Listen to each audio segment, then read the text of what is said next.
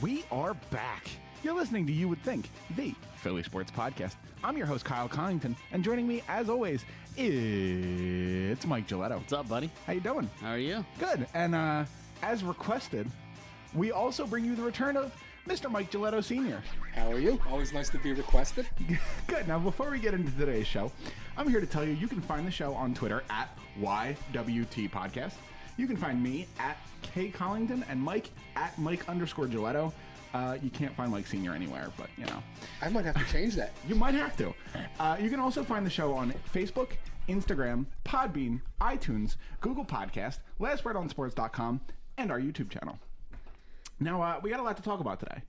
And usually before the show, we kind of chit-chat about what we're going to talk about, and I just realized that we didn't really do that at all. Nope.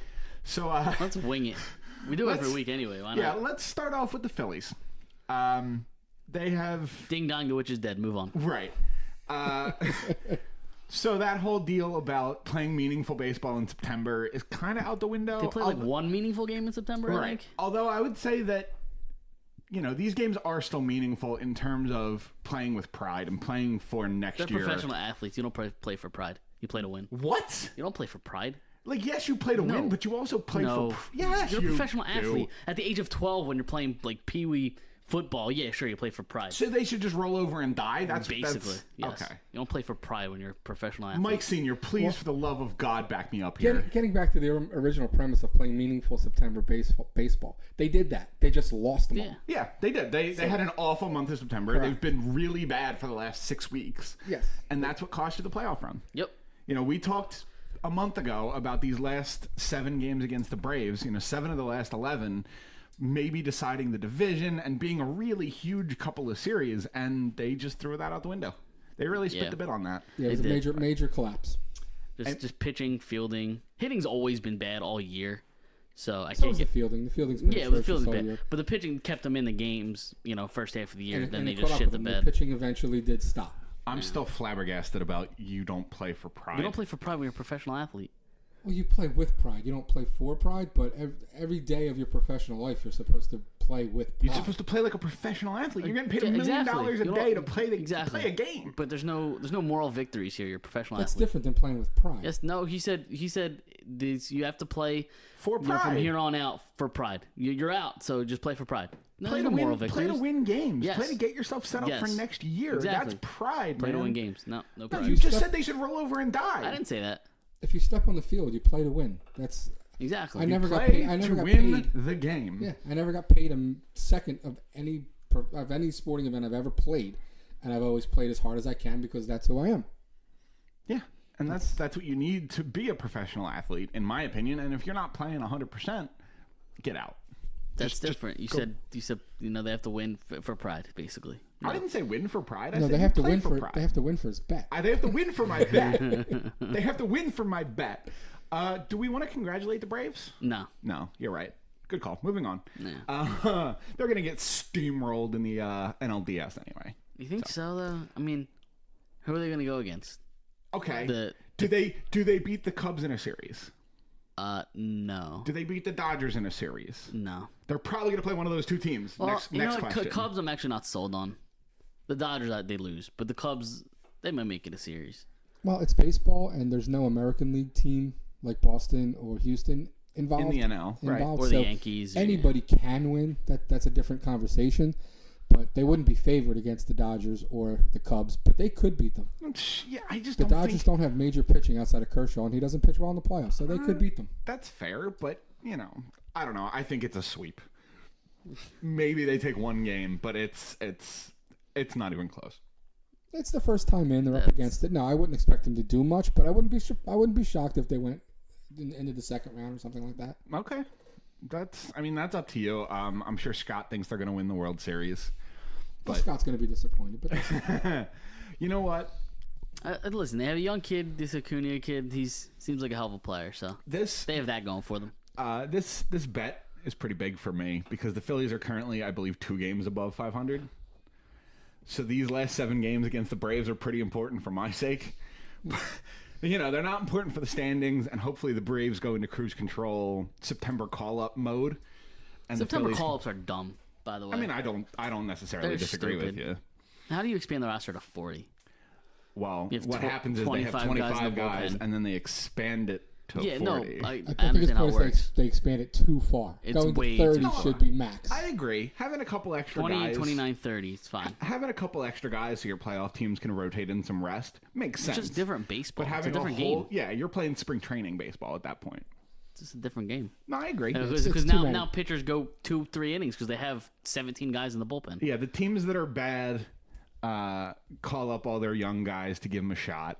And all the teams who are locked up into playoff spots call up their young guys to rest the vets for the playoffs. And then the teams in the middle are, it all depends on who you play. If you play against teams who are also fighting for a playoff spot, you're playing actual real baseball.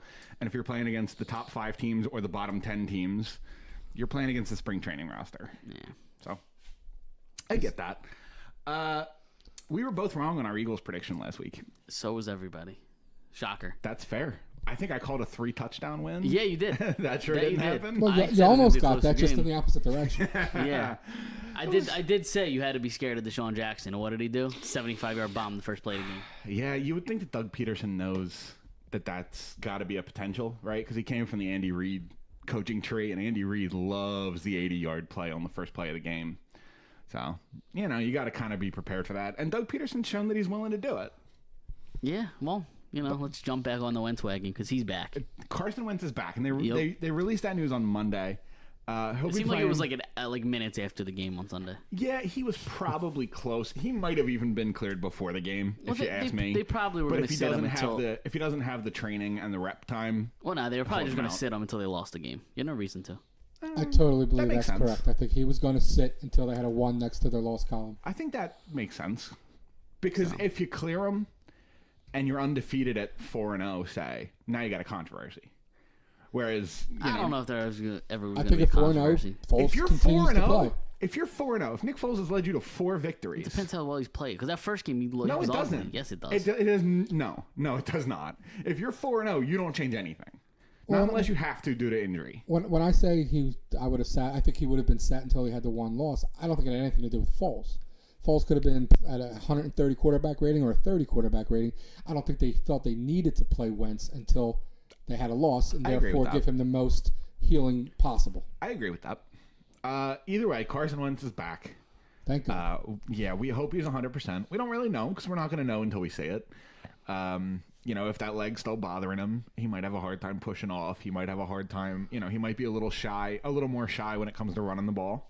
Because he's always been one to put his head down and go for the extra 3 yards. Does he slide more? Does he get out of bounds quicker? Does it affect him? It might affect him mentally. That's what I'm saying. The kid is young.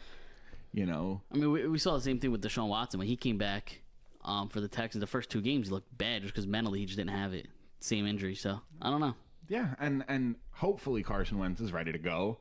And hopefully the rest of the team around them is... It's going to take one big hit for him to say, all right, I'm good to go. Yeah, once a defensive lineman dives at his legs and he can pop back up, knock on wood, he can pop back up, then I think he'll be okay and he'll shake the rust off. Yeah, mentally, I think he'll be fine. I don't think it really will affect him, other than maybe being a little safer in certain situations. But the one thing that you won't know, it's like going to war with rubber bullets. Unless you can dodge a rubber bullet, you can't dodge a real bullet. So until it's real and he's running away from someone or getting hit by someone, you don't know how the knee's going to hold up. Hey, if you can dodge a wrench, you can dodge a ball. Is that one of the best sports movies of all time, Mike? It's a great movie. And according to Mike Senior's definition, it's a sport. Is dodgeball a sport? There are spears involved. Correct. There's a ball and you do run. It is a sport. And man, stretch. They played for pride in that movie. That's a stretch. Sure. It's a great movie. Okay. Bold strategy. But remember, the Titans isn't. Okay. Moving on. It's a very overrated movie. All right, hit me with some Eagles analysis for today. Give me a score. Okay, so the score. I think the Eagles struggle to score. I really do. Really? With Wentz, yeah. Okay. Based on what? I don't know. Just a feeling, or just a feeling. Doug Peterson hasn't shown his play calling ability yet this season as he did last year in the playoffs. Well, I think the fear there, and then I think there's some accuracy in that statement. The fear there is that DiFilippo and Reich are sorely missed. If that's true, we got some problems. Yeah. Also, was Doug Peterson being more cautious because it was Nick Foles? Possible. And in the playoffs, you're just going all out because you have to, because it's win or go home. But in week 1 of the regular season, when your actual starting quarterback isn't healthy yet, are you a little more conservative with Nick Foles? Do you keep him a little bit safer? Here's my prediction. Right? Does that make sense? Yeah, it makes sense. And now that Carson Wentz is back, let it fly, because God forbid the worst happens and he gets hurt again. You still have Nick Foles, the Super Bowl MVP. I think you're saying you're going to be more careful with Nick Foles than you will be with your your franchise quarterback. Listen, I'm not saying who's just coming back. I'm not saying more careful. I just mean Carson Wentz can do more creatively and as a playmaker than Nick Foles can. Absolutely, yeah, but he's going to be very conservative. So I think that opens up the playbook. No, but he's going to be very conservative today because he doesn't want to put his quarterback in harm's way when he's just coming back. But if you call a shotgun wide four wideouts, slant play, something where the quarterback should get rid of the ball quickly, if everybody's covered, Carson will tuck and go. Nick Foles would probably wait for an open man if he has the time. I don't know. Carson will run for the first down if it's 3rd and 3. I don't know if he's going to run as much as you're saying he's going to. At least his first game. I think you're wrong. I don't think he would come back if. You also said they were going to win by 3 touchdowns last week, so we'll see how your predictions go. You're right, but I don't think he would come back unless. I think he was itching to play. I think he was asking the doctor every day 2 weeks ago, so he's ready to go. Of course, he saw this team that he fought with all season win the Super Bowl without him. Like he wants to come back as soon as possible. Which, by the way, I think might have been the best thing to ever happen in Eagles history, because now you have your young franchise winning the Super Bowl. Well, winning the Super Bowl, but winning it with Nick Foles, because now your young franchise stud quarterback is still hungry. He's hungry. He didn't win a Super Bowl in his second year. He watched the team win a Super Bowl without him in his second year. So he's still got the fire and the hunger. Right. That might go down as the best injury in Eagles history. So my prediction is, you have Andrew Luck, who isn't back to his original self yet. He's been playing decent. He's been playing okay. Yeah. He hasn't been great. He hasn't been terrible. Let's go Colts 21, Eagles 13. Wow, you're saying they're going to lose? Yeah. I don't see that, and I think Luck's playing better than you're giving him credit for this first 2 games. He's been playing. He hasn't been playing like Andrew Luck before the injury. His throwing motion is still off. Who have the Colts played the first 2 weeks? I don't know. They beat Cincinnati, or did they lose to Cincinnati? I don't remember. They beat Washington in Washington. Okay, so they haven't played a real NFL team yet. They lost to Cincinnati, and they're 2-0, and they beat Washington. You can make the argument that Washington is not a great football team. Right. But the best part of that game for the Eagles is it was in Washington. And it's very difficult to go on the road to Washington, on the road to Philadelphia, and win 2 games in a row. So that's the biggest component to say the Eagles win this football game. Yeah, they're only coming from Indianapolis, but it's still going to the NFC. There's statistics on it. It's very difficult to go to 2 NFC East teams back to back on the road and win. It almost never happens. Also, they got lucky from a scheduling perspective, because this game could have easily happened in November, December, when the weather's going to be a lot worse. And Indianapolis is a dome team. Correct. Right. So the fact that they get to come outside in Washington and Philadelphia in September. I don't put stock in the dome teams and the hot weather teams. There's something to it. There is definitely something to it. Watch Minnesota travel, and you know there's something to it. Right. But more, and the biggest thing in today's game is the Eagles' defense. There's a home field thing to it component, but not as gross as it's been. They've given up 13 points a game in the last 2 years at home, 27 points on the road. Yeah. That's a huge difference. Big. Yeah. And if it continues that trend, you like to figure out what the issue is and fix it on the road, but you easier said than done. Certainly keep going with it with the home thing. I don't see the Colts putting up a whole bunch of points. I agree. And this is, the second home game of the year. The first one, you had the banner go up, you had the ceremony and the Brian Dawkins and the lightning delay, et cetera, et cetera. This is the first real home game, because the first one was a real home game, but the first one was a special occasion. We're still partying. Right. But hell, there's still people partying. But I'm right. But now you get the Sunday 1:00, tailgaters out at 8 a.m. Wentz is back. It's going to be place is going to be nuts. Yes, place is going to be insane. It might be more jacked today than it was. It might be more jacked for Carson Wentz. Yeah. Correct. Now, do you think if when he goes out, say the first drive, Wentz throws a pick, they don't touch it, they don't pull him? No, I know they're not going to pull him. Okay. What's the reaction? What's the reaction from the fans? It's going to be, oh crap, let's get the ball back. They'll boo the interception, but they won't boo Carson Wentz next time he comes out for the next series. I don't think so either. I was just curious on your take. You might hear ugh. You're not going to hear boo. It also depends on what kind of interception it is. If it's a tipped pass that falls into a defender's hands, nothing you can do. If he makes an awful read and throws the ball directly to a a Colt, all right, you might hear a little bit. But again, I think they'll boo the interception more than Carson. And next time he comes out for the next series, he'll still get cheered. Yeah. The dude he's, I don't see him doing anything on a football field that gets him booed until at least October. He can hand the ball to the Colt linebacker and not get booed. No, he's got a little bit of a grace period. Yeah. How long did it take Donnie Mack to get booed? Right away. Other than the draft. As soon as We got to keep going back. He was not booed at the draft. That is a figment of his imagination. He was not booed. The fact that they did not pick Ricky Williams. Ricky Williams was booed. He was not booed. He never got over it, and he's a gigantic baby. Move on. I agree. Oh, no, I agree. I think he's still an underrated quarterback. Mike and I had a conversation. I don't remember if it was on the show. The fact that Donovan's number is retired. Yeah. They were talking about this last week or 2 weeks ago, I think. That's a joke. That's as bad as Lindros. It's somewhere between it should be retired and a joke. It's somewhere in between there. He had a terrific career as an Eagle. But no, I don't think his jersey number should have been retired. Oh, my God. All right, I'm not getting into this. And he might have been the best Eagle quarterback. We'll see where that's true 5 years from now. I don't think it will be. But he probably was the best Eagle quarterback ever, as of right now.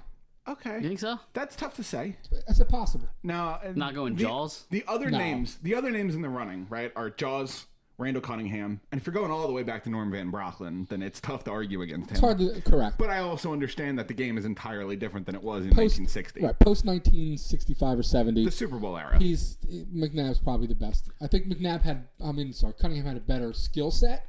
95-yard punt. If he played with Andy Reid, he would probably be in the Hall of Fame with Super Bowls. I think he would have gotten Reid over the hump. Reid would have gotten him over the hump. Is Randall Cunningham not in the Hall of Fame? He's not. Wow. No. Wow, that's a travesty. I don't know if he should be. I think he probably should be just for...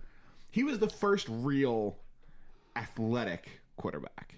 He was the first scrambler. He was phenomenal. He was Michael Vick before Michael Vick was Michael Vick. He was... And he never had a coach. Right. I agree. Buddy Ryan didn't care at all about the offense. Kotite was awful.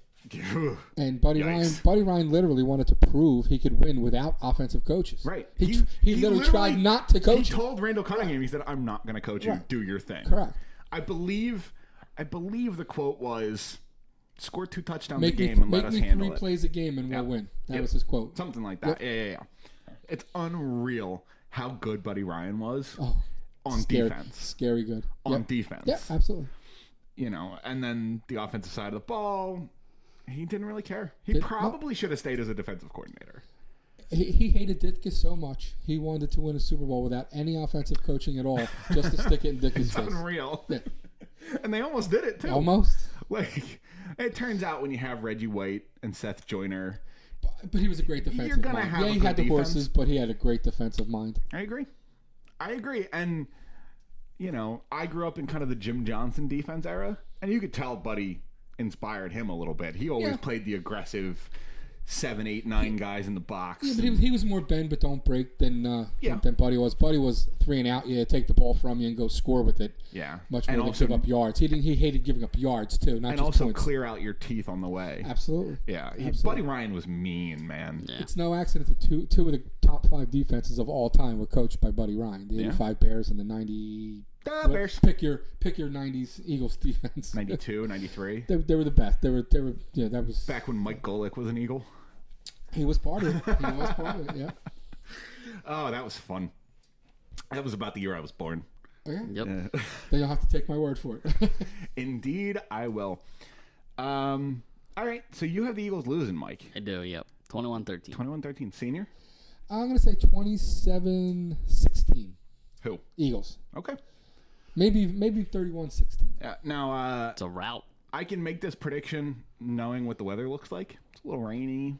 Could be a little bit of a sloppy game. I think it's supposed to rain more later on. Okay. It's cool. You kind of got that winter weather coming in, autumn weather.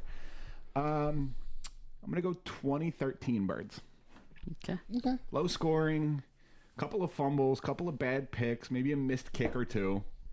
It's the kind of game where you miss a 35-yard field goal. Right? Well, Jake Elliott's always going to miss a he chip better shot. Watch himself. Yeah. I don't think he's on the most solid footing. He's not as safe as he might think he is. I think he knows it. I think he knows that it's unacceptable to be missing extra points and 29-yard field goals. Yeah. Like you just just can't. No, you just can't. You just can't. I mean, there's no other way to put it. You just can't. Could be worse. It could be Zane Gonzalez from Cleveland. Right. Who has to be on suicide watch at this point. Right. You would think. You would think. You would think. But the Cleveland Browns will have won a game. So there's that. Cleveland Browns have won a game. That's correct. And you would have thought they won the Super Bowl. I would say, did anyone find their celebrations a little bit bizarre? That was the first game they won since before they passed on Carson Wentz in the draft. Yeah. How does that Like feel? imagine this. We were starved for a championship. They were starved for a win. A win. A win. They started celebrating after week 1 when they tied. Yeah. You want to hear a great statistic? After week 1? It was their best start since 2004. Correct. Yeah, it's incredible. After going 0-1. 0-1. Best is start the in best 14 start years. in 14 years. Oh, Ben, man, I'm sorry that your team is so bad. Yeah, but the thing is, they should have won. I don't want to say should have the first game. Oh, The they second should've game beat- they they should should've have beat won. Steelers 100%. They could be 3-0. They could be, yeah. Easy. That defense is agree. very good. They're very good. Like that kid Ward, is it? Or Denzel Ward. The I don't cornerback. follow Denzel the Ward. Browns. I think it's Denzel Ward, Terrific yeah. player. Yeah, he is. Miles Garrett's a hell of a player. No, they definitely have talent. Yeah, now you have Baker Mayfield, and he's Just going to wait. lead this team to the playoffs. Just wait until they run Baker Mayfield out of town. They're not. They That's love gonna be Baker great. Mayfield. They're going to find a hell, way to screw it up. They're the Cleveland Browns. He's a hell of a player. They're going to find a way to screw it up. They're going to win 6, 7, 8 games. The best And they thing should that have could won happen to 12 to them 13. is for them to continue the rest of the season to lose games that they should win. That's the best thing that could happen to them because they have to get rid of Hugh Jackson. They have to. If they go 8-8, 7-9, and they keep him around, it's going to be terrible. He's awful. I mean, it's amazing that an injury had to get, Baker Mayfield to start. Yep. Or not start, but to come To in. play. And they haven't even announced Baker taking the job. Like, it's his forever now. It's Baker's job. Take it. Should be. He hasn't Until said it. he like, loses it. He's like, hey, we're gonna go watch some film and see which one we want to go with next week. No, Baker Mayfield's your quarterback. If I'm the owner of the Cleveland Browns and my coach says not Baker Mayfield, he's fired immediately. I mean, he's trying to show some respect to Tyrod Taylor. I don't care. And not just, For what reason? I don't know. It was right after the game. He's not and even a lifelong Brown. It's not like If you I know. don't owe him anything. If I'm the owner of the Cleveland Browns and my coach says the name Tyrod Taylor's our starting quarterback, his phone is ringing before he leaves the podium. Before he leaves the podium, Yep. I'm on the phone with him saying, find another job, you're fired. Yeah, but this is the same owner who watched the coach go 1-31 and didn't fire him. Yep. Yeah, Cleveland's a train wreck. But they're 1-1-1, so they have are that. 1-1-1. If this was hockey, they'd have 3 points. They sure would. What do you think about that, by the way? Dumb. The point for the overtime loss? Stupid? Awful. Really? Yep, you're awarding 3 points out of a possible 4. So which means nobody really loses. Well, it's out of a possible 2. It should be, right? I'm fine with the 1 point if they gave a 3 points for like a regulation win. That they need to do that. Okay. I think if you do that, then the NHL is going to get too fine with it, and it's going to be 3 points for a regulation win, 2 points for an overtime win, and 1 point for a shootout win. No, That's what they'll do. They'll do that before they go to 3-1. How about just play the overtime until somebody scores and then that team wins and the other team loses? No, because they don't want to can't do that. They don't want to do because you can't 20-minute overtime or 30-minute overtime. You can't have triple overtime if the team's going back to back. You're not going to have triple overtime with 3-on-3. Oh, 3-on-3. It's never going to happen. Yeah. Oh, you just mean 5-minute 3-on-3 periods? 10-minute 3-on-3. Okay. And I then actually don't hate if you that. have to go to shootout, I hate the shootout, but then whoever wins the shootout wins the game. The other team loses the game. Yeah, no other sport rewards you for a tie. Okay. None. Or a loss, Well, even. no other sport Loss. really has a tie. Basketball Well, plays football until there's does. a winner. Football does. Yeah, but how often are football games It's ties? happened twice in 2 weeks. Okay, but generally speaking, how many Sure. ties were there last year? 1 all year? I don't know. I don't 2? have the numbers. Probably 2 or 3. There is not more than 2 or 3 a year. Sure. Fair? Yeah. On an average year, I understand that Sure. this year we're on pace for 16 of them, 17 of them. Sure. But It's just dumb on its surface. You're playing a game. Whoever wins gets 2 points. But if you lose this way, we're going to award 3 points. It makes no sense. It's rough on the game, too, because you see coaches kind of playing to get to overtime And it instead kills of the winning overtime. a regulation. I don't They think it will kills just- the overtime at they'll all. But it's turned into just complete puck possession. And Yeah. if you're good at the shootout, you just hold the puck and hold the puck. You don't even. They go backwards now. It's like soccer. I think the onus of that is on the other team. You have to attack. It's hard to do 3-on-3. You can't It's attack tough to 3-on-3. attack. I know. Even if you do it, it's hard to do. I know. And the first team that gets the puck generally holds it for a minute and a They're half. skating in the zone, out of the zone. It's like the blue line isn't even there. Honestly, I like that aspect of it. I like it if you know you're going to do it till somebody scores and wins. It's a lot different. I agree with that. That's fair. I'll give you that. I think if the overtime was 10 minutes, you have a lot less. I would like it a lot more. A lot less. I agree, because but it's turned into a different game than when the 3-on-3s first started. Like, it was back and forth.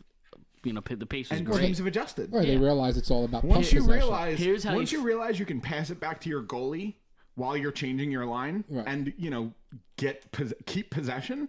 That's when it all changed. Here's how to fix and overtime that changed hockey. fairly quickly. That was the strategy by probably January or February the first year they put the 3-on-3 in. Correct. Especially teams the learned quickly. They did, especially the teams that were very good at the shootout. Right. Here's how you fix overtime hockey.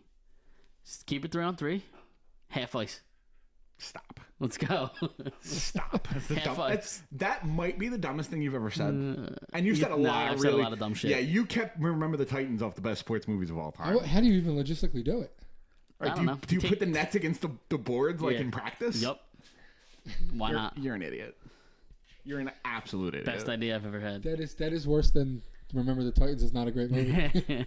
All right, we've gotten off track here. I would just we had no track. There's no track to go off if we had no track. I would just like to remind you, A, senior, you raised him. I did. B, he has brought a child into the world. She's gorgeous and wonderful. That's fine. Thank God he did. That's and we're going to keep our eyes on her. Great. But I did raise him, but I raised him to think for himself. You need to take a pretty heavy-handed role in that child's life, or Mike's going to ruin her. All right, moving on. Let's hear your dumbass prediction. They're going to win by 2013. Oh, you did say that. Yes. I said that already. Okay, I thought you were going to say they were going to win by 5-6 touchdowns. No, we were actually transitioning really nicely because we were talking about your daughter, and you may or may not have named her after Carter Hart. Depends on how. I'll tell you 10 years. Okay, that's we better know a lot less than 10 years. Yeah. So the Flyers situation, for people that may not be paying super close attention to the preseason, which is fair. You know, it's the preseason. There's a lot of, weird names on the roster. A lot of people that won't be in Flyers uniforms ever. Michael Neuwirth got hurt stretching the other day. Very Michael Neuwirth. You mean getting out of bed? Well, I think he got hurt somewhere else and then tried to come in and stretch it out. He stretched for a very long time, according to Dave Isaac on Twitter. He stretched for a very long time and then skated off the ice, looked frustrated, slammed his stick on the boards or on the ice or on the bench or whatever, and had a long conversation with the trainer before he went back to the locker room. So that makes you think he's hurt. He did not play in the preseason game the other night. I think Stolarz played. Stolarz and Hart. They split it up. Yeah, and then Alex Lyon last week sustained an injury and is out for 4 weeks. So currently, the only healthy goalies on the roster are Brian Elliott, Carter Hart, and Anthony Stolarz. Now, if you look at all the Flyers goalies, including the ones who are injured, Elliott hasn't really had a healthy season in about 5 years. Or a good one. That's false. Or a good one. Let's go with good one. Healthy and also good. He's had good seasons and he's had healthy seasons, but they haven't overlapped. Before he came here, he was in St. Louis? No, he was in Calgary and he was awful. Before he got to Calgary, St. Louis was good and they played a very defensive game, so he was really good in St. Louis. He wasn't great. He was good. He's not great. He's never been great anywhere. No, he's never been a an elite average. goalie. Sure, he's league average. And you're giving him a lot of credit at league average. Right. Okay, so anyway, there's your number one guy. Michael Neuwirth is Mr. Glass. Can't get out of bed without, breaking his ankle. And not plexiglass we're talking about. Right, we're talking about actual, real, shatterable glass. Yeah.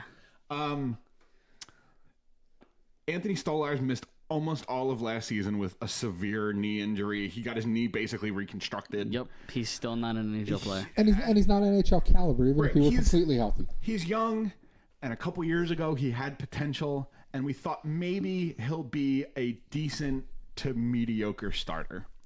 We never thought he was going to be a stud. We always thought he was going to be a Steve Mason, Michael Neuwirth, Brian Elliott. Speaking of Steve Mason, goalie. With the amount of goalies that have gone down, he doesn't have a job. He does not have a job. So do you think Hextall maybe, if he gets desperate, doesn't want to bring Carter Hart up too early, sign Steve Mason for a 1-year deal? Unless you can get him for $800K. You can. He doesn't have a job. You probably can. He got bought out. He doesn't have a job. I don't think there's any way. Let's hope not. Right. Anyway, so you have Elliott, who's never been healthy and good in the same year. You have Neuwirth, who's never been healthy, period. Or good. Well, he's been okay. He's been fine. He's been okay. He's a good backup. He's a very good backup if he's healthy. Stolarz, who's coming off a severe, insane, 14-month injury. Yep.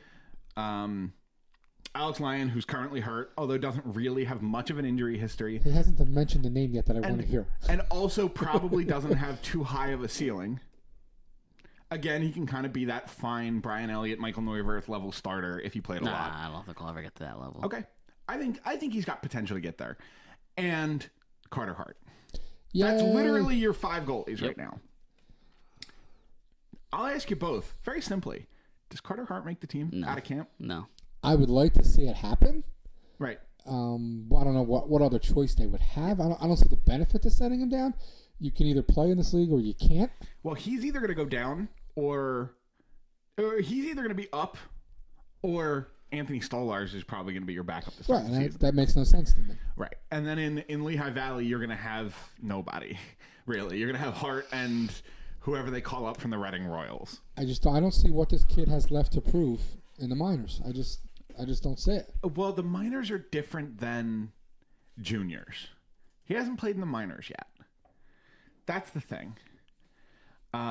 His save percentage in the WHL was absurd. Yep.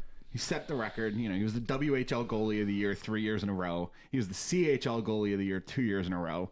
The kid's pedigree is a mile long. Sure.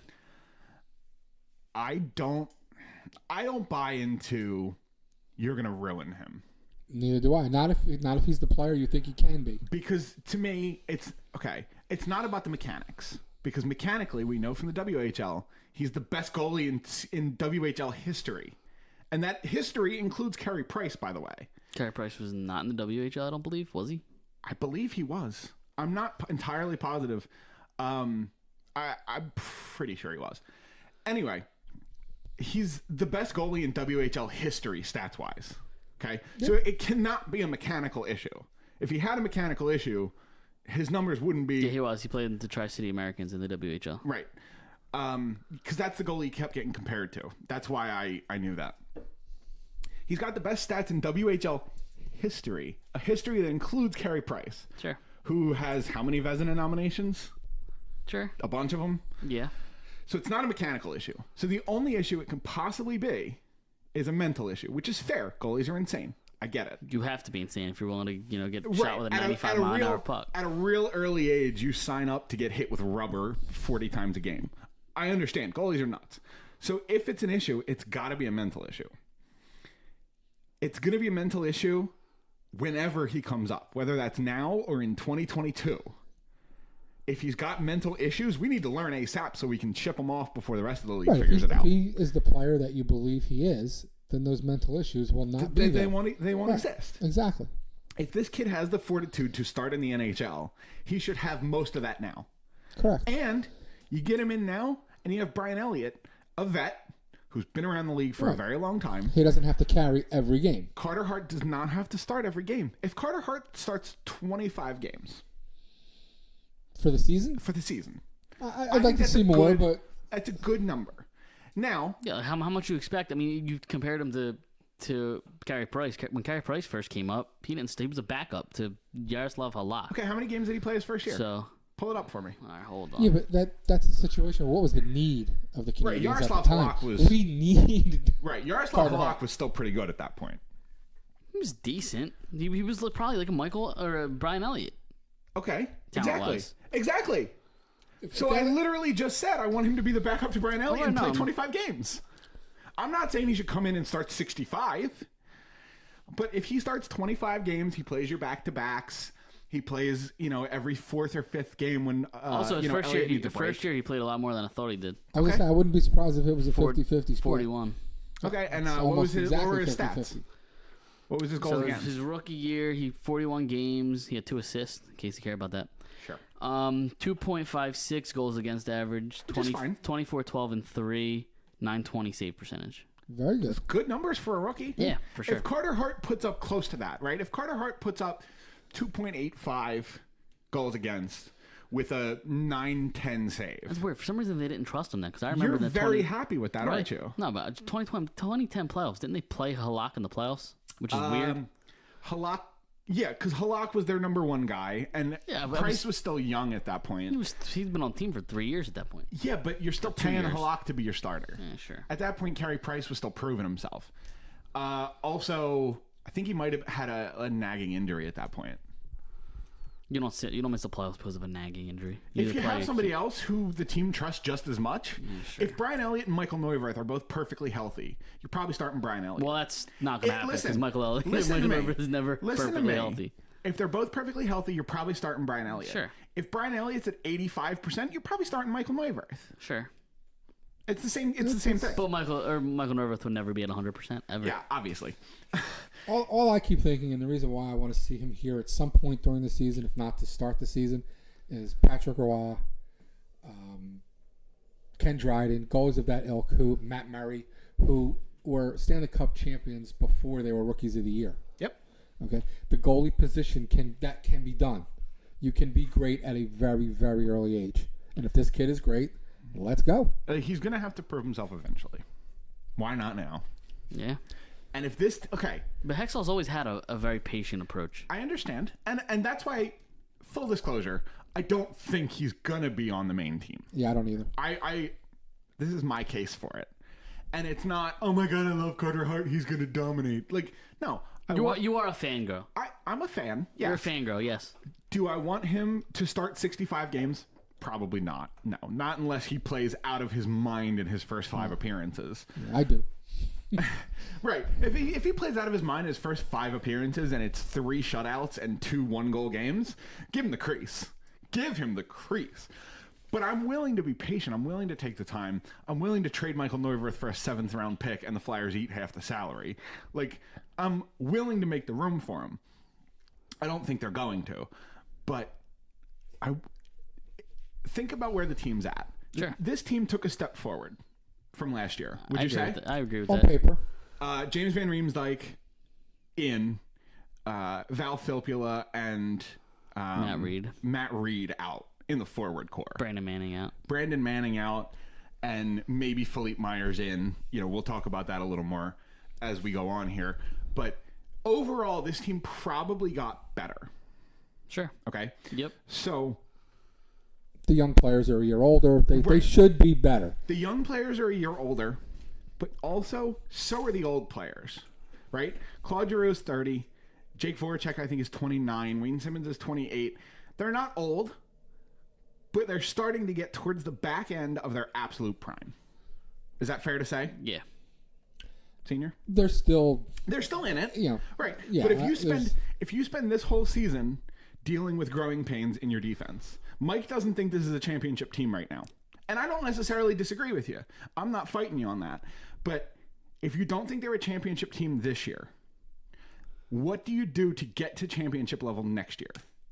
Does Carter Hart playing 25 games this year, getting his feet wet, getting all his rookie starter nerves out of the way, and then next year taking over a 55, 60 game start, does that help you win a championship next year? Yes or no? Hold on. No. Yes or no? Sure. Here, I'm going to make the case for Carter Hart making the team this year. You understand where I'm coming from, though? Yeah, no, listen. Get all your learning... I'm not going to talk. Do you talk amongst yourselves? Go ahead. Well, I was trying to finish a point and you cut me off. Okay, well, I was trying to make a point. Acknowledge the point, which is was a valid point. Right. I would actually like to see him have some starts this year when you're probably not going to win the Stanley Cup. I'm going to make the case. Help your chances of winning the Stanley Cup next year. I agree. Go ahead, Junior. I'm going to make the case for him making the team. Okay. So you said I don't think this is a Stanley Cup winning team the way it sits right now. And I don't disagree with you. And I think the main reason why is because of Brian Elliott and Michael Neuwirth. I know that they're not cup winning, goalies. That is completely valid. I agree with you on that point. I don't know if Carter Hart is yet, so why the hell not? Right, exactly. Why not? Get all of your learning pains out of the way this year when you still have, a 23-year-old, 22-year-old Ivan Provorov and a 21-year-old Travis Konechny, and your young players are still insanely young. Nolan Patrick is 19, 20 years old. And you still have Claude Giroux this year Claude Giroux will be 30, turning 31. Yep. And you could kiss Wayne Simmons goodbye. He's gone. That's fine. I'm not even going to mention him. So this year, Claude Giroux will be 30, turning 31, I believe. Something like that, yeah. Right. So if you're not a championship caliber team this year because of your goaltending situation, that's fine. I agree with you. Next year, you call up Carter Hart. Carter Hart has some shakiness because he's a rookie. Now you don't win a championship next year. Now you're not competing until the third year. Now Claude Giroux's 33. Yeah, it's the same argument we had for Carson Wentz starting his first year. Exactly. And how'd that work out? You didn't want to push push it. You won it. a title the second year. You did. Not because of Wentz, but well, I don't want to say not because of Wentz. Carson Wentz got you to 12-2 wins, or whatever whatever you were at. But it's the same argument. Instead of pushing the progression back a year. I want everyone, if they're going to struggle, I want everyone to struggle this year so that next year nobody's struggling. I also think they need another defenseman, but that's me. Yeah, but this year you get AMAC off the books. Yeah, right? that'll help. After this season. Is it? That's after. I believe it's after this season. It might be 2 more years. Also, there's something we got to talk about. Just going back to Hart for 1 second. If he doesn't make the team, he goes to play for Lehigh Valley. Okay. Yeah. If Hextall can explain to They're me, not the Philadelphia Phantoms anymore. if Hextall can explain to me what benefit and what he will learn there and what part of his game will progress that he can't do in the NHL, then I'm all for him going. I think the simple answer is ice time. I don't even think that's a simple answer. I think it's the speed of the game is bigger in the AHL than it is in juniors. In the WHL. And it's also, he has to live like a professional now. He's not, with juniors coaches. He's living on his own. You don't live with a host family or your mom. He's going to be a professional now. So the living situation is a little different. And Allentown is a little slower and less stressful than Center City. The human element's there. Yeah. I think, but I'm for it. Bring him. Why not? I also think it comes down to ice time because even if he does play in the NHL, if he's your backup, he'll play 20 games, 25 maybe, depending on the health of the rest of your goaltending roster. In Lehigh Valley, he can play 55 games. So would you rather have him play? Would you rather have an MLB starter start 100 or start 40 games at the MLB level, or would you rather them start 120 at the AAA level? I guess I'm not technically answering the question. I'd rather have my NHL team have the best chance to win every night. Okay. And I think that's Carter Hart. But also, going back to Mike's point about this maybe not being a championship team this year, do you risk this kid only starting 20 games and not really growing as much as he could in Lehigh Valley? I wouldn't only play him 20 games. But I'm speaking realistically. No, I understand. They're not going to hand him the crease and say, here's 60 games. Here's how I see the season going. He's not going to make the team. He's going to go to Lehigh Valley. Yep. He's going to play there for probably at least a third of the season. Yep. We're going to run into goaltending problems like we always do come November, December. He will get called up and he will play probably 2/3 of the remaining games going forward. Wow. If he's good. Okay. I agree. If he craps the bed, then no, then he'll play a lot less. That's how I see the season going. I'd be okay with that because that allows him to get 20, 25 starts in Lehigh Valley. Right. And then ultimately you can come 50, 60 starts for the year wherever you got him. Even if, let's say Elliott Neuwirth is your tandem heading into the season. Let's say, knock on wood, that Neuwirth's healthy until December. Let's just say. That's a lot of wood. I wonder what the odds are for that. I understand. They're probably very low. Let's just say he gets there. Carter Hart starts 2 out of every 3 games in Lehigh Valley. He gets his 15, 20, 25 starts. He comes up in December as your backup. Even if Elliott is your starter and Hart is your backup and plays on back-to-backs, or when Elliott's played 3 or 4 games in a row, he still gets another 20-ish games at the NHL level. Now he's up to 40 for the season. That's fine. As a rookie, that's fine.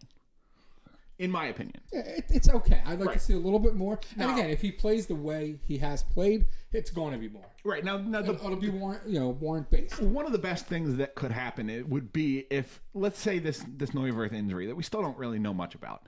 Let's say this keeps him out for the first 2 weeks of the season. And you keep Hart up as your backup. Hart gets in. If Hart dominates, I'm not talking is good, is okay, is fine, would split time with Brian Elliott. If he dominates, if he has 2 shutout periods, they stop at 38 out of 40. Then it's his crease for the next decade. Once he gets here, he's here until he's not. If that makes sense. Yeah, he's here as long unless he gives it up. They're not going to bounce him back and forth. Like when Neuwirth, let's say in this imaginary scenario that Neuwirth gets hurt in December, Hart comes up, starts a game, dominates. Okay, now it's his crease. Now he's playing 3 out of every 4 games, or 4 out of every 6 games, something along those lines. Well, I think it'll take more than 1 or 2 good games for I that agree. to happen. But I agree, but one gets you the let's chance say for it another. happens. Right, let's say it happens. If you play well in the first game, coach will go back to you and give you a shot to keep it going. Sure. So let's say that happens. When Neuwirth comes back up, cut him. Send him through waivers. Trade him for a bag of hockey pucks. I don't care. Get rid of him. He's only got half a year left. Somebody will need a backup goalie. Sure. Right? Washington's in goalie trouble if Braden Holtby goes down, because I think their backup is Phoenix Copley. Who? Right?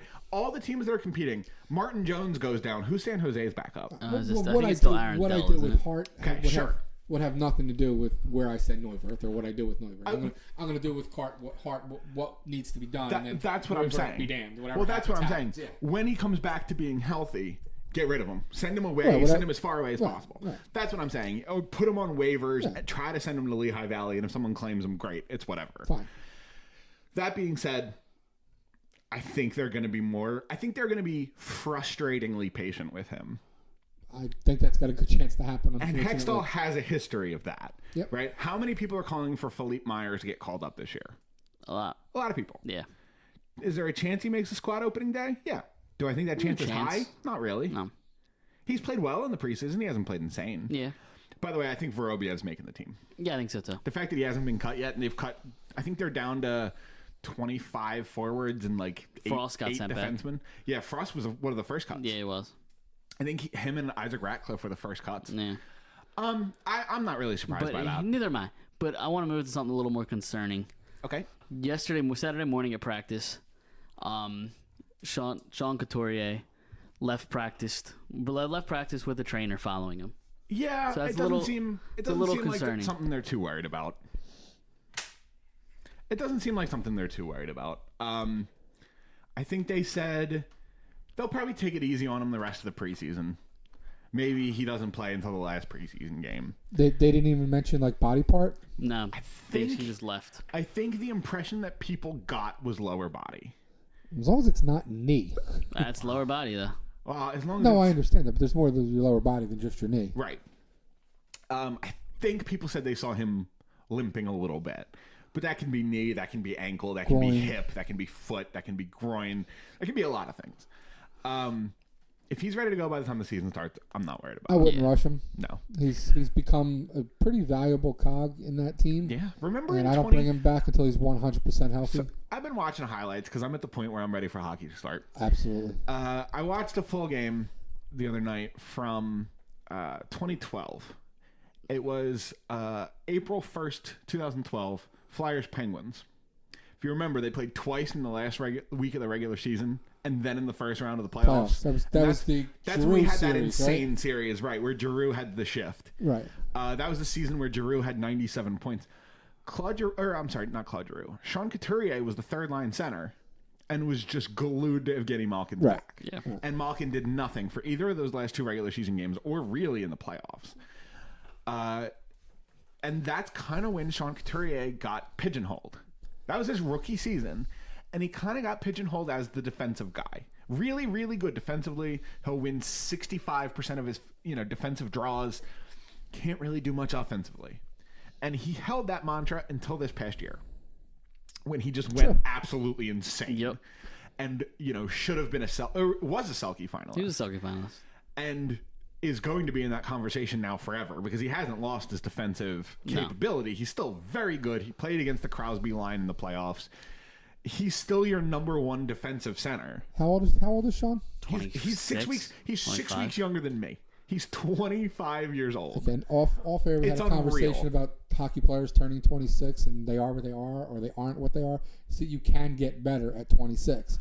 Yeah, sometimes the light bulb goes off. Right. Well, and I think he had the offensive capability, but if you remember the last couple years, his line mates have been guys like Michael Raffel and mid-level guys. That's definitely part of it, but it also the 26-year-old Couturier physically is different than the 22, 23-year-old Couturier. You physically mature and you get better. His line mates in that 2012 game, Max Talbot, and Zach Ronaldo. Yeah, lovely. How do you generate offense with that line? you don't. can't. You Exactly. don't. You just shut down Mahomes. Last year, he played with Claude Giroux and Travis Konechny. No, it definitely matters. Like, I'm not saying he was done growing and it came out of nowhere. I think a lot of people saw the potential. He just wasn't given the opportunity. Yeah, but Now- do you really expect him to be a point per game player again? No, or close absolutely to it? not. Like, I would have been happy with a 65-point season. I would have been like, wow, this is a breakout. You don't think he can be a point per game player? No. He's just saying he was surprised because last year he was a point per game player. I'm saying, do you think he's that player again? Was my question. If Do you expect him to be there again? I think a lot of it depends on who his line mates are. Sounds like it'll be Konechny and Giroux. No, I heard that they were rushing Giroux, Couturier, Simmons a lot in training camp. I think yesterday or 2 Has days it ago. shifted back to Konechny? Yesterday or 2 days ago, it was That's phenomenal to hear. Konechny, Giroux, and some Couturier. That's phenomenal to hear because early in training camp, Konechny was rushing with the third line, Right. which honestly, Lindblom, Vorobiev, Konechny sounds pretty good Yeah. as a fast third line. But now it'll probably be Simmons, Vorobiev, and Which I like Lindblom. way more. Yeah. Because Who's slated to play third line center? Mikhail Vorobiev. right now it's looking like it's going to be Mikhail Vorobiev. Okay. It could also be Jordan Wheel. It might be Scott Lawton. It's still kind of undecided. Fourth line looks like it could be I think the fourth line's going to be Lawton. Wheel, and Lawton maybe. Raffle, Wheel, and Lawton with Wheel and Lawton taking draws. Mm-hmm. Well, one of the things that the Flyers have done is they like to have two guys on every line who can take draws. Right, on your first line, Giroux takes your draw, but if he gets kicked out, because the rest have been really picky, Couturier can come in and take a draw with no problem. Mm-hmm. On your fourth line, if Lawton takes the draw and gets kicked out, Wheel can come in and take a draw. It's not a big deal. You missed that a little bit on your second line because I don't think Voracek or Van Riemsdyk really take face off. No. And then on your third line, Lindblom and Simmons, like, again, not really. But that is one of the things in the NHL now is But it's a luxury if you can teams are do it. loading up on shouldn't. centers because the refs are getting so picky with tossing people out of faceoffs. Like, I think the Maple Leafs have like 6 or 7 centers in their forward core. Right. And the 4 who play center. Although, honestly, I think they're only going to run 3 lines this year. Why not? It's not easy to do. Matthews plays 20 minutes, 22 minutes. Tavares plays 22 minutes. Kadri plays 16 minutes. Oh, no. And then your fourth line is just your penalty killers. It's going to be minimal, yeah. They get 1 regular shift a game, and then they just play penalty kill time. Toronto's going to be scary, man. Offensively, now defensively they have some shortcomings. Yeah, but Freddie Anderson's a good enough goalie. I think they're going to do some damage. Honestly, now, did you? We'll see what the sum of the parts look like. The individuals, yeah, the talent, but we'll see how it meshes.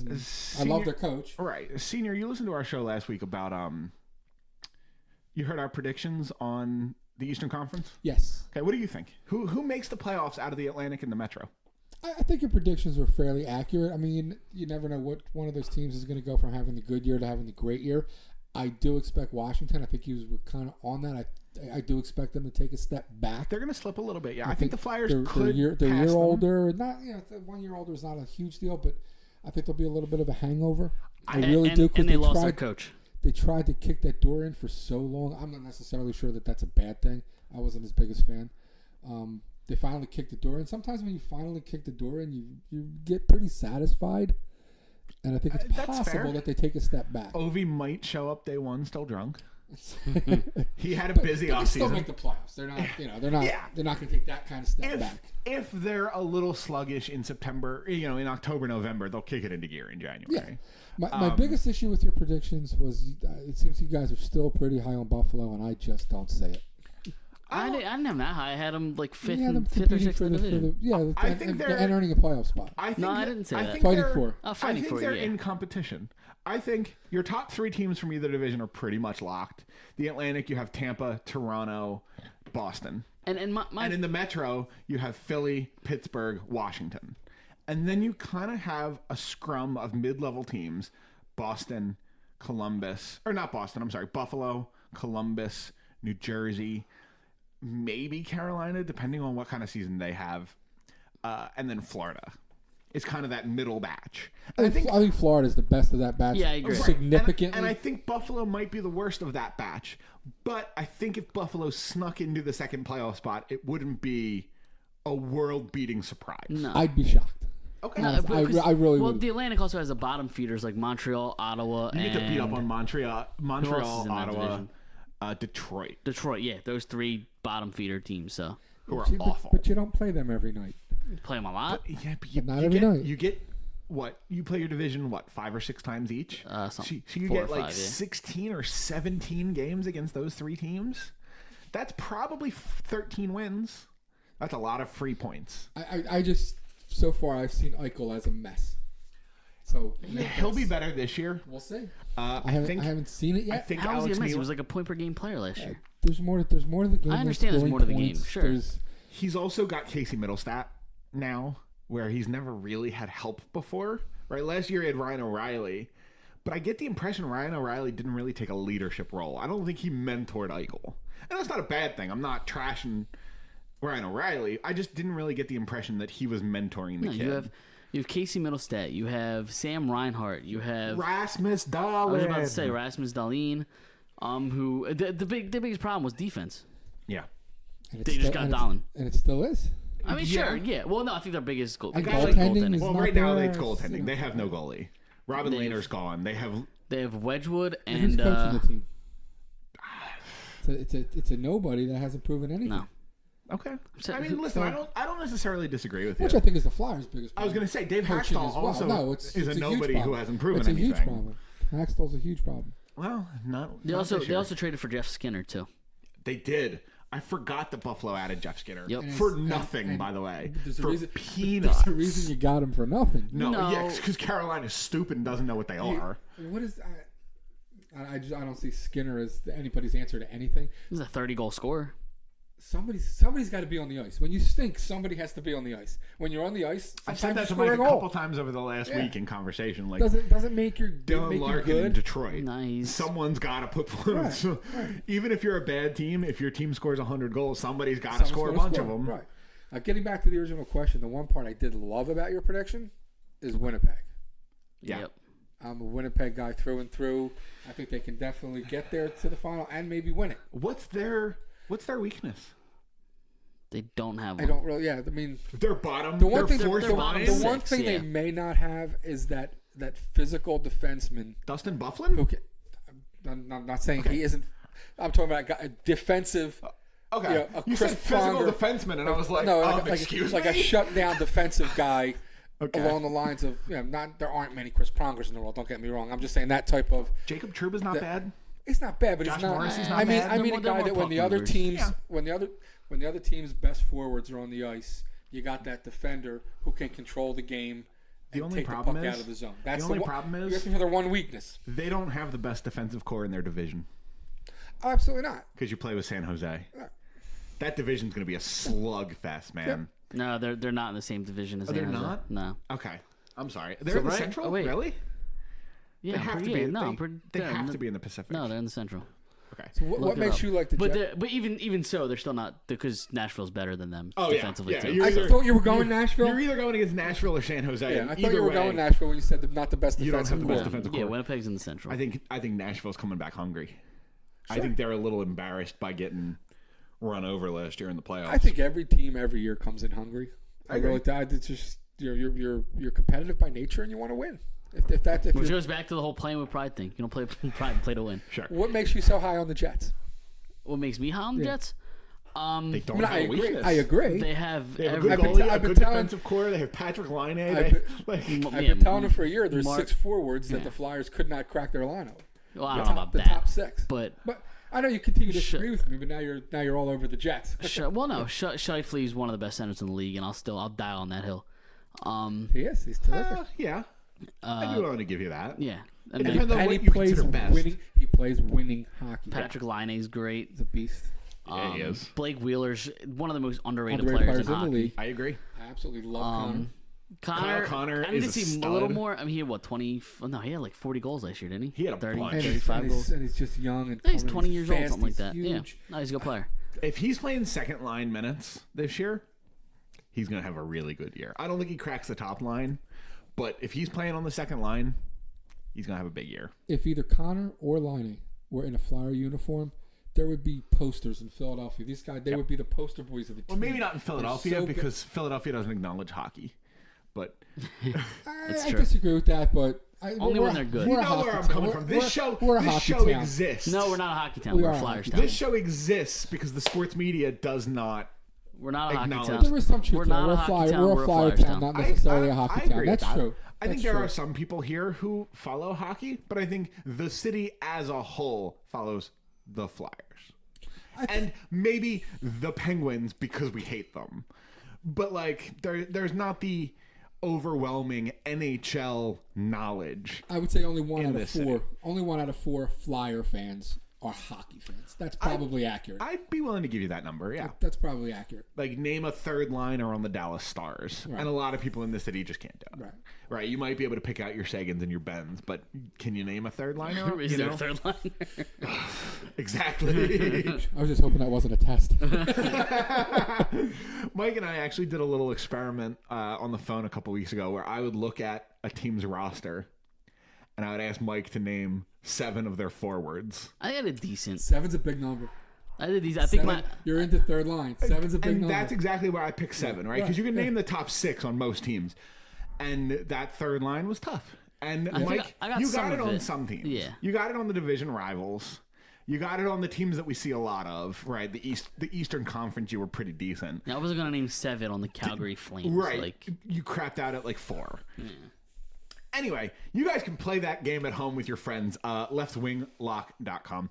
You can also find the show on Twitter at YWT Podcast. You can find me at K Collington and Mike at Mike_Giletto. You can also find the show on Facebook, Instagram, Podbean, iTunes, Google Podcast, lastwordonsports.com, and also our YouTube page, which I mean, we're still kind of promoting, even though it hasn't really picked up too much traction.